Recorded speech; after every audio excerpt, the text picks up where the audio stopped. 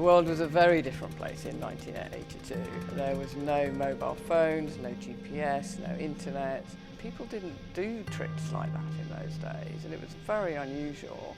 I mean, even for a bloke to ride around the world in those days was pretty unusual, but for a woman to do it, I mean, even for a woman to ride a big bike then was pretty unusual. I didn't really want to keep on working and keep on waiting till it was the perfect time to go, because I thought if you do that, you never leave. So I thought I'll pack my bike up, take the money I've got, and see how far I get. When I bought my Stroke 6, I just knew it was a BMW, and I knew that they were reliable. At the time, you couldn't get any Tour Tech or Metal Mule, or none of that existed. So I decided to make my own aluminium panniers. And although they didn't look very pretty, they did do the job, and they were very easily repairable as well. I think the overall thing that I learned when I was travelling was that I could deal with anything and I could cope with anything. I think, you don't know the person you are unless you are prepared to test yourself and push yourself and find out.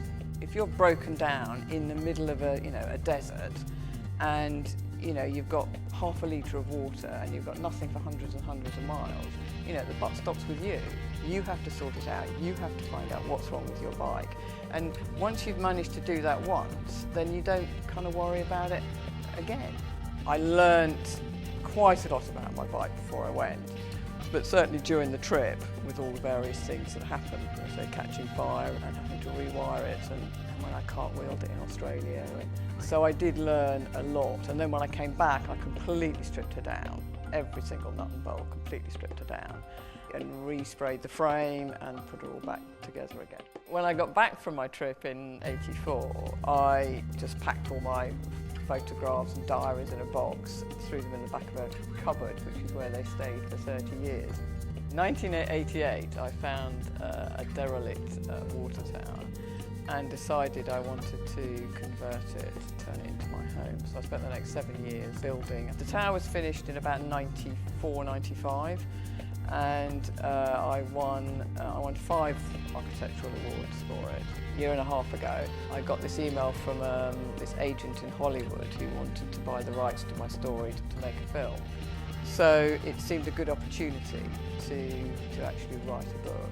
It would be great if my book can inspire people to travel and make people realise that they too can do anything. I always say the hardest thing is actually leaving. Once you leave and you're on the road and you realise what an amazing experience you're having, all your fears and all your worries about doing the trip will just go.